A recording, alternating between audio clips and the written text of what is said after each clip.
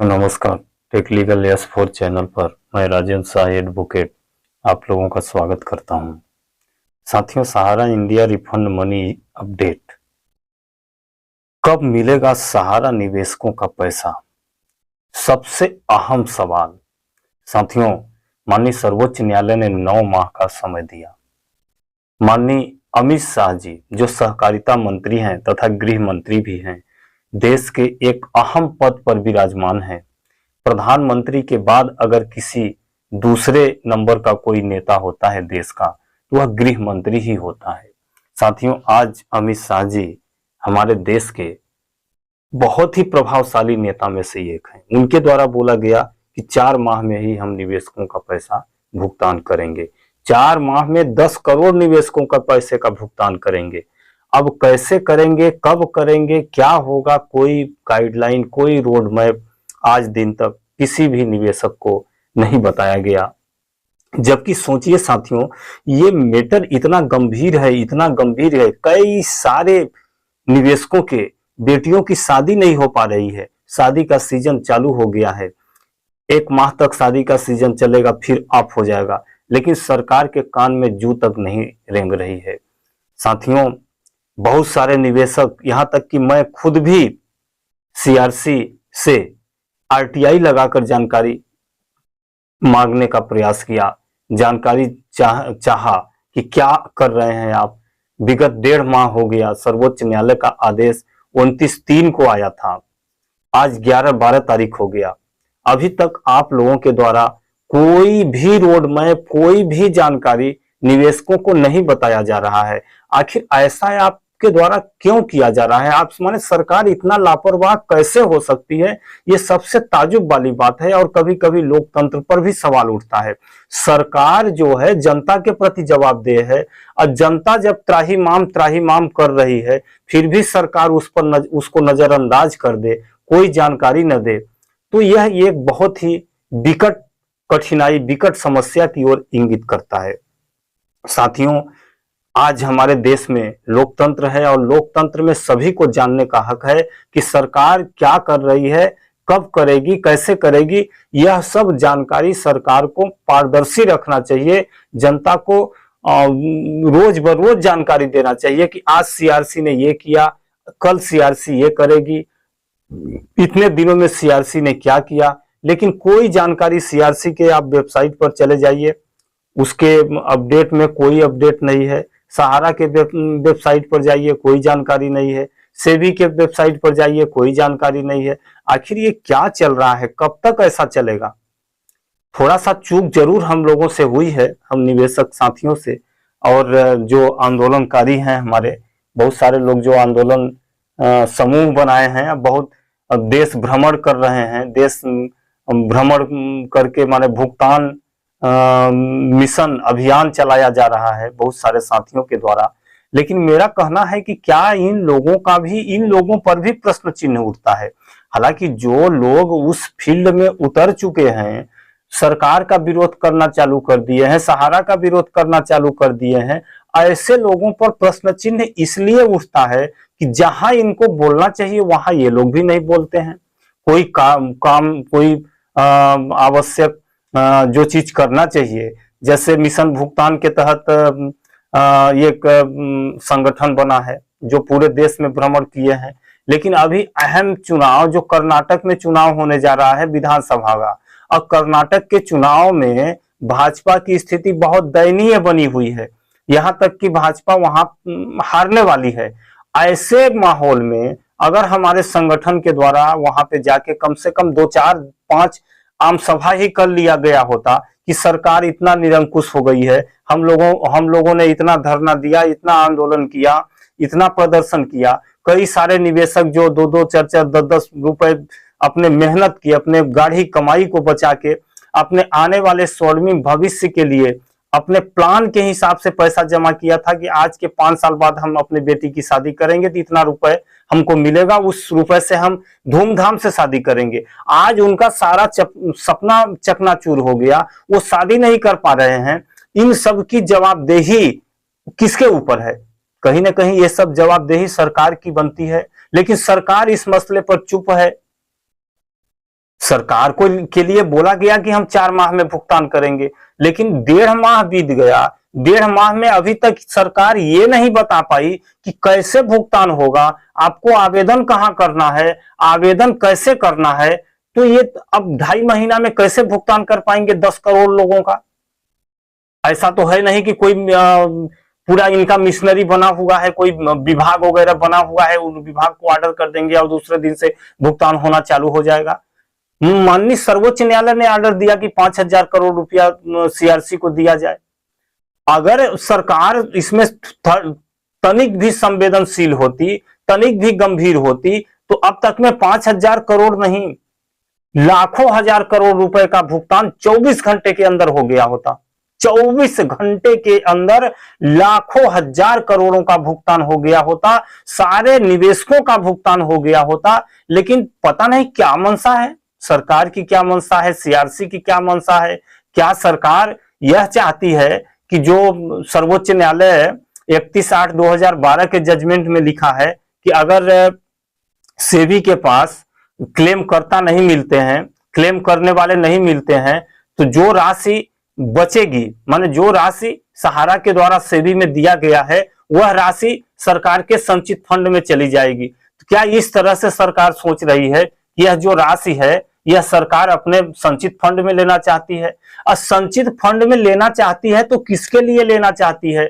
सरकार जो बनती है सामाजिक कार्य करने के लिए बनती है, जनहित कार्य करने के लिए बनती है। तो सरकार के लिए तो सबसे बड़ा जनहित कार्य यही है कि उसके आज 10-12 करोड़ निवेशक परेशान हैं, मजबूर हैं, दर-दर की ठोकर खाने पर मजबूर हैं, उनके सारे सपने चकनाचूर हो गए, उनके बेटियों की शादी नहीं हो पा रही है, बच्चों की शिक्षा दीक्षा नहीं हो पा रही है। इससे बढ़कर कौन सा जनहित कार्य सरकार कर लेगी उस पैसे से?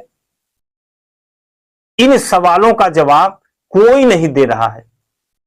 मोदी जी अपने रैली में व्यस्त हैं, सारे नेता कर्नाटक विधानसभा में व्यस्त हैं, सीआरसी क्या कर रही है कोई पता नहीं है। कम से कम ये तो कर लिया जाए कि प्रेस विज्ञप्ति जारी किया जाए, सीआरसी के द्वारा प्रेस विज्ञप्ति जारी किया जाए, क्योंकि एक भारी जन समूह इसमें प्रभावित हो रहा है, कोई एक व्यक्ति इसमें प्रभावित नहीं हो रहा है।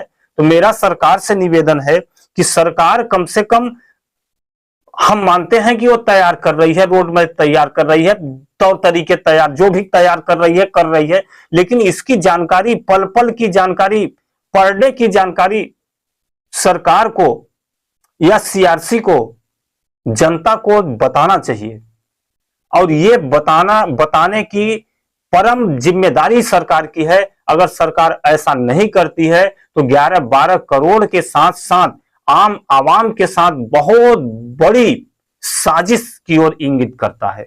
साथियों, हालांकि हम लोगों से चूक हो गई, हम लोग कर्नाटक विधानसभा पर ध्यान नहीं दे पाए, हम लोगों को देना चाहिए था। बहुत सारे जो संस्था बनी हुई है निवेशकों का भुगतान दिलाने के लिए, जब ऐन मौका आता है तो हम लोग अपना पैर पीछे खींच लेते हैं। तो हमें तो उन संस्थाओं के ऊपर भी कभी कभी शंका पैदा होती है कि आखिर इनका क्या मंशा है। अभी हाल ही में गुजरात में चुनाव हुआ था, गुजरात में ही या राजस्थान में, वहां पर भी किसी भी तरह का संस्था के द्वारा कोई आम सभा, धरना प्रदर्शन नहीं किया गया। अरे धरना प्रदर्शन मत करो, आम सभा तो करो, जनता को बताओ तो सही कि इस सरकार के द्वारा क्या किया जा रहा है, क्यों नहीं भुगतान कराया जा रहा है। सरकार के पास पैसा पड़ा है, निवेशकों का ही पैसा है, सहारा का तो पैसा है नहीं। सहारा का अगर पैसा होता, सहारा के द्वारा जमा जरूर किया गया है, लेकिन वो पैसा सहारा का तो नहीं है, पैसा कहीं ना कहीं निवेशकों का है। तो जब निवेशक का पैसा है और निवेशक दर दर ठोकरे खाने को मजबूर हो रहा है, तो उस पैसे को तत्काल चाहिए सरकार को कि हम इसको निवेशकों में डिवाइड करें। डिवाइड करने के लिए क्या नियम कानून बनाना है, हमारे समझ में नहीं आता। सहारा के सारे ब्रांचेस खुले हैं। अब तक में अगर सीआरसी चाहिए होती तो सहारा को 2 लाइन का लेटर लिखी होती कि आपके यहां कुल कितने निवेशकों का पैसा जमा है, संपूर्ण सूची सीआरसी को प्रस्तुत करें। 24 घंटे का काम है। अर्जेंटली अगर सीआरसी लिखती तो सहारा 24 घंटे के अंदर डाटा सीआरसी को प्रस्तुत कर सकती थी, सीआरसी को भेज सकती थी। फिर अगर सीआरसी ही भुगतान करना चाहे तो मानते हैं हम कि सीआरसी ही भुगतान करे, तो लगाए उसमें साल 2 साल। भाई 10 करोड़ लोगों का भुगतान अकेले एक संस्था तो कर नहीं पाएगी।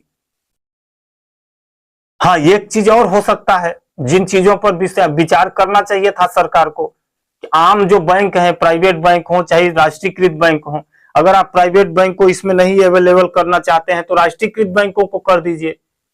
राष्ट्रीयकृत बैंकों के माध्यम से बहुत ही आसानी से चंद दिनों के अंदर सारे निवेशकों का भुगतान हो जाएगा। लेकिन सरकार डर रही है। सरकार डर किस बात के लिए डर रही है कि 15,000 या 20,000 करोड़ से तो कुछ होने वाला नहीं है। कितने लोगों का पैसा बांटेंगे? जहां पे 10-10, 12-12 करोड़ लोगों का बाकी है, वहां पे आप 10, 12, 25 हजार करोड़ से कितने लोगों का बांटेंगे? तो निश्चित रूप से पैसा की कमी पड़ेगी। उसी कमी के तहत सरकार की मंशा है कि ये प्रकरण इसी तरह से चलता रहे। धीरे धीरे हम कार्यवाही बताएंगे कि हम कार्यवाही कर रहे हैं, रोड मैप तैयार कर रहे हैं, सॉफ्टवेयर डेवलप कर रहे हैं। जैसे ही डेवलप होगा आपका बांटा जाएगा। कब बांटा जाएगा? वही वो बीरबल के खिचड़ी जैसे है। जब बीरबल की खिचड़ी बनेगी तभी पैसा बांटा जाएगा। साथियों, बीरबल की खिचड़ी का कहानी तो आप लोगों ने बखूबी सुनी होगी कि वो अपना जो खिचड़ी वाला हांडी था वो पेड़ पर ऊपर टांग दिए थे और नीचे आग जला रहे थे। जब सैनिक लोग गए कि भाई चलो अब राजा साहब याद कर रहे हैं आपको, तो बीरबल ने 2 टूक बोला कि हमारी जब खिचड़ी पक जाएगी तो हम खा लेंगे, तो आएंगे, जाके बता दीजिए। सेम कंडीशन सरकार की है, वही चीज कर रही है सरकार। माने ऐसी प्रक्रिया अपना रही है जिस प्रक्रिया के तहत कम से कम 10 वर्ष लग जाएगा। 10 वर्ष में भी लोगों का भुगतान नहीं हो पाएगा। मेरा बार बार विनम्र निवेदन है सरकार से, सरकार इस पर प्रेस विज्ञप्ति जारी करे और लोगों को जानकारी दे कि विगत 1.5 माह में सीआरसी के द्वारा कौन कौन सी कार्यवाही की गई।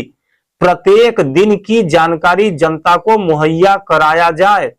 ये सरकार की जवाबदेही बनती है, जिम्मेदारी बनती है सब सरकार की, कोई भी सरकार हो।